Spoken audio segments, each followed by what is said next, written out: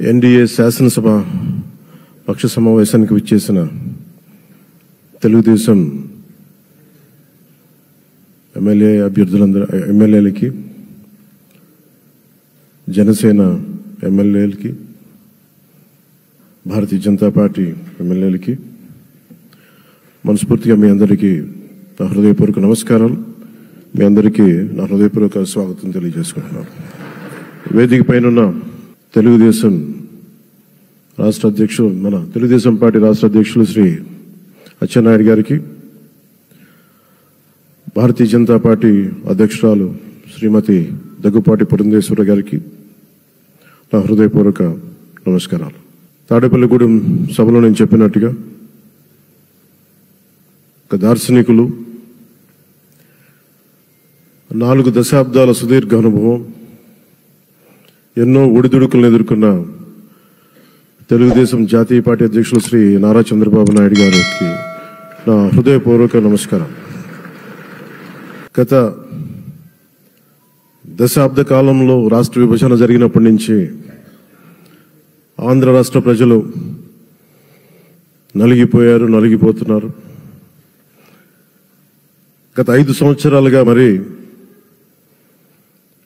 రాష్ట్రంలోని విపత్కర పరిస్థితులు తెలుసు. మనందరం సమిష్టిగా పోరాటం చేసి కలిసికట్టుగా ఉండి అద్భుతమైన మెజారిటీలతోటి 164 శాసనసభ స్థానాలని ఎన్డీఏ కూటమి దక్కించుకుంది. అద్భుతమైన విజయం. 21 పార్లమెంట్ సభ్యుల్ని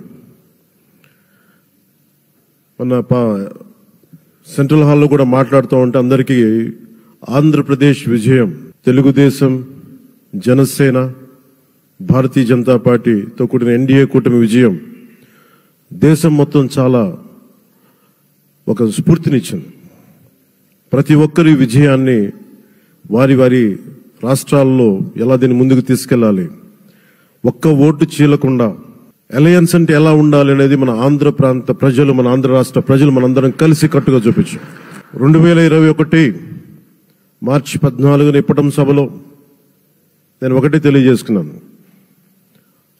ఆ ప్రభుత్వ వ్యతిరేక ఓటుని చీలనివ్వను. ఆ మాట మీద ఉన్నాం, ఆ మాట మీద నిలబడ్డాం.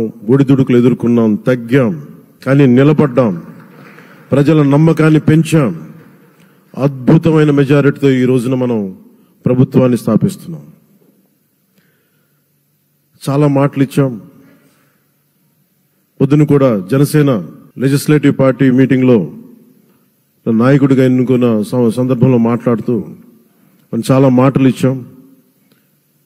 ఇది కక్ష సాధింపులకి సమయం కాదు, ఇది వ్యక్తిగత దూషణలకి సమయం కాదు. ఇది 5 కోట్ల మంది పైగా ప్రజలు మన మీద నమ్మకాన్ని పెట్టుకున్నారు. మన మీద మనందరం ఉమ్మడిగా, మనందరం సమిష్టిగా ఆంధ్రప్రదేశ్ ప్రజలు ఏ అభివృద్ధి అయితే కోరుకుంటున్నారో మనందరం సమిష్టిగా దీన్ని ముందుకు తీసుకెళ్లాలి, అభివృద్ధి పథంలో నడిపించాలి.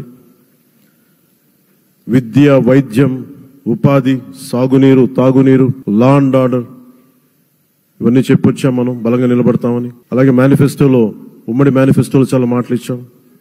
వాటన్నిటినీ బాధ్యతగా ముందుకు తీసుకెళ్లాల్సిన అవసరం ఉంది. ఇలాంటి ఛాలెంజింగ్ టైమ్స్లో ఒక సుదీర్ఘమైన అనుభవం ఉన్న నాయకులు కావాలి. 4 దశాబ్దాల అనుభవం,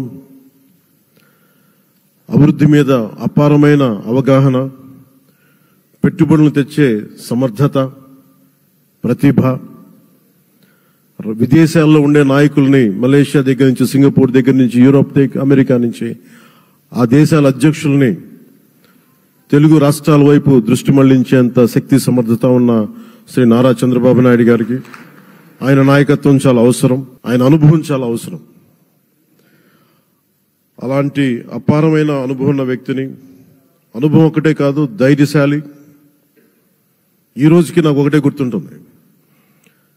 మన తాడేపల్లిగూడెం సభలో చెప్పాను, చాలా క్లేమోర్ మైన్స్ పేలిపోతే, జీప్ ఎగిరిపోయి కింద పడితే చొక్కా దులుపుకొని ఆయన మళ్లీ వచ్చి రాజకీయం చేసిన వ్యక్తి.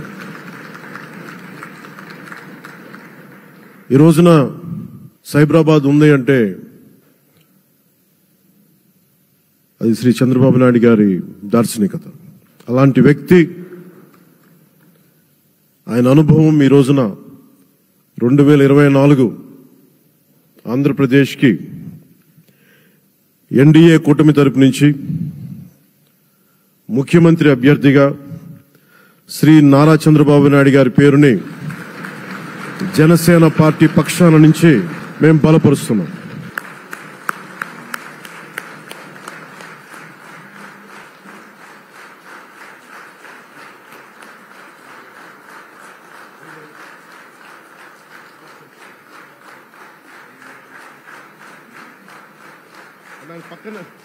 ఇది నేను ఆయన పక్కన పెట్టుకుని చెప్పాలి. ఆయన నలిగిపోయారు.